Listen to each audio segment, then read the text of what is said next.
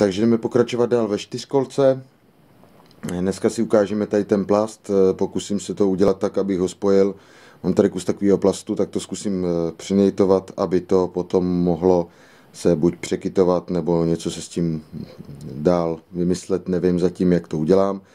Ale dneska to zkusíme udělat tak, aby to bylo spojené dohromady.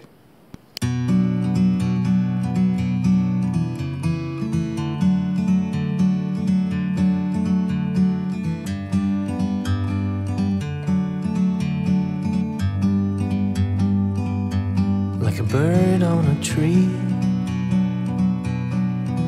I'm just sitting here. I got time, it's clear to see.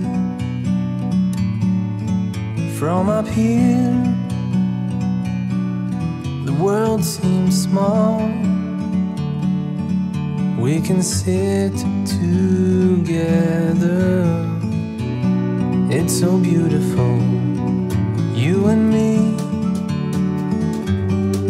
We meant to be in the great outdoors, forever free.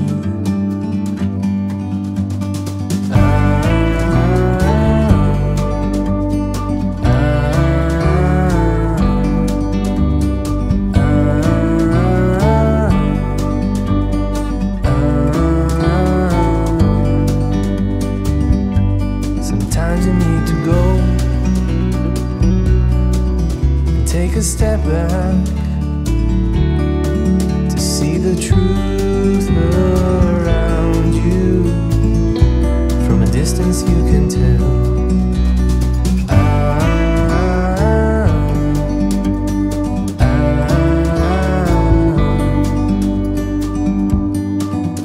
You and me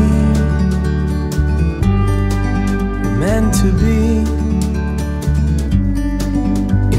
outdoors.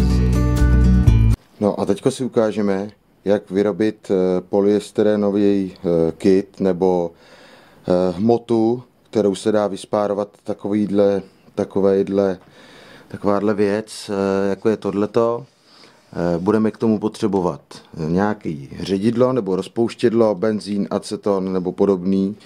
Já tady mám nitrocelulózový ředidlo 6000 a budeme k tomu potřebovat ještě polystyren. Takže já vás dám takhle někam, abyste něco viděli a jdeme na to. No, takže doufám, že tam něco vidíte. Naleju si ředidlo do nějaký sklenice. Takhle bude stačit. A teďko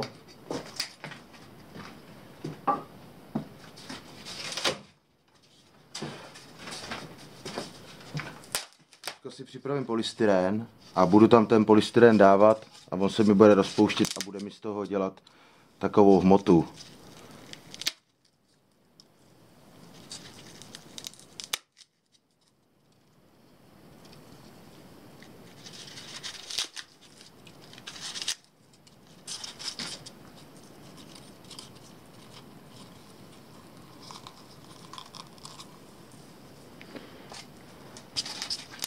Vyrobíme si kašičku.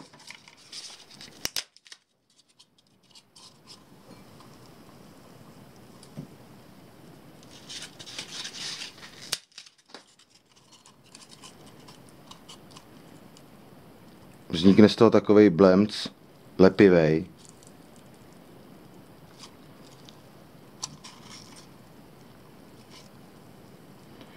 Tady můžete vidět, co to dělá.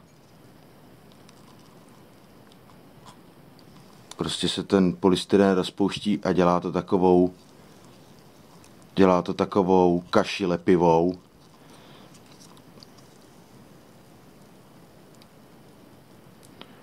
Vidíte to, jak se to rozpouští? Dělá mi to takovou lepivou kaši, která se potom dobře pojí zase s plastama, protože jak je tam to ředidlo, tak to ředidlo se rozpustí, zůstane mi tam polyester a ten polyester potom vlastně zůstane na tom plastu. Takže je to jako spárování.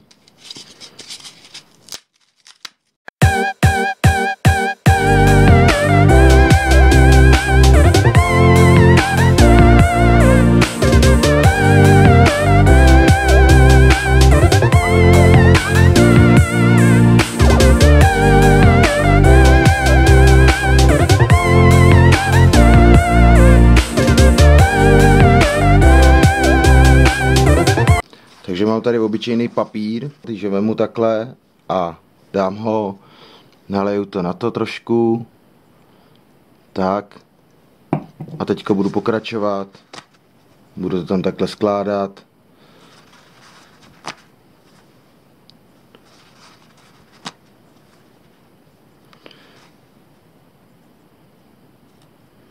Jo, zase to tam naleju. Měl bych to dělat tak, abych měl vždycky ty vrstvy mezi sebou propitý. Já to dělám jenom na ukázku. Takhle vidíte, že se to do toho nacucne. A potom vlastně ono, když to stvrdne, takhle já tomu trošku pomůžu. Tak. A vidíte to, že to lepí. Jo, že to fest to lepí. To znamená, že já když tady z toho něco udělám, tak pokud se mi vypaří to ředidlo z toho, tak mi zůstane takováhle tvrdá věc, která bude mít tu plochu takovou, jakou já potřebuju. Jo? To znamená, že já to tady nechám stvrdnout, třeba do druhého dne, a pak si můžeme ukázat, jak to vypadá, když se to zatvrdne. A tady ještě takhle přidáme, asi udělám třeba zítra jiný, já to stejně chci vyzkoušet, co to bude dělat, takže to takhle si vyzkouším, co ten papír dokáže udělat za tvrdost, takže si to takhle vyzkouším, co to bude dělat. Takže se to takhle dám, přehnu to tam třeba, to je jedno.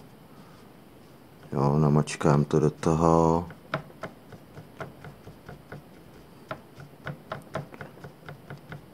Jo, tak, zase tam přidám.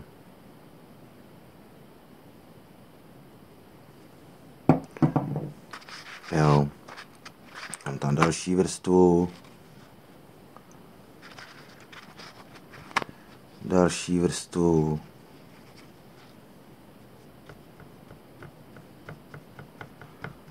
tak zase tam přidám,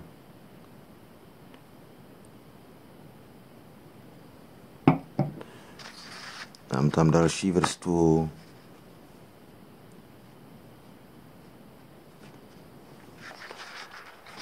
ještě jednu,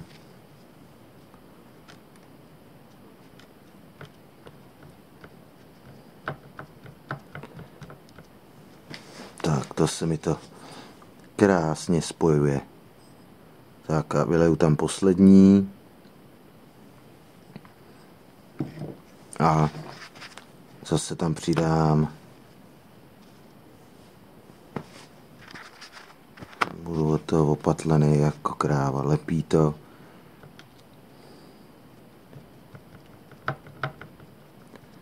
Tak. No a necháme to uschnout do druhého dne a uvidíme, jestli se to přilepilo k tomu plastu, jak to bude tvrdý a co z toho vlastně vznikne. Tak. Takže tímhletím bych dneska to video ukončil. Je to tam tady to takový spíš jenom rychlý a pokus, co to bude dělat. Sám to potřebuji pořádně vyzkoušet, abych mohl zjistit, jestli to bude mít nějaký význam pro mě jako do budoucna, abych si ověřil, jestli to je použitelný k něčemu nebo není použitelný. Takže je to takový video spíš o ukázce, co se dá udělat a jestli to bude mít nějaký efekt. Takže Já to tady nechám do zítra, nechám to, aby se odpařilo z tohoto ředidlo a zítra se můžeme podívat, co z toho vznikne. Takže jo, pro dnešek já mám hotovo. Tady vidíte, jak dopadnul ten kryt. Samozřejmě je to podklad pro to. Jo, tady vidíte, že už to uschlo na některých místech. Jo. Udělalo to takový povrch jako lak. Vidíte, že se to loupe jako lak, že to se chová podobně jako lak. Takže si myslím, že kdyby mezi tím bylo nějaký pojivo, jako je papír, nějaký textil, nebo bavlna, nebo něco podobného, co drží nebo co se dá tvarovat, tak si myslím, že díky tomu, že tohle by stvrdlo, tak by to udělalo docela pevnou krustu, která by měla nějaký tvar. Takže to já chci vyzkoušet a tady na tom to klidně můžu vyzkoušet, na tomhle to není nějak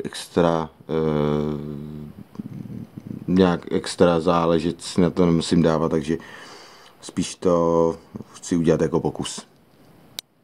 Takže to je všechno a uvidíme se zase u dalšího videa. Takže čau.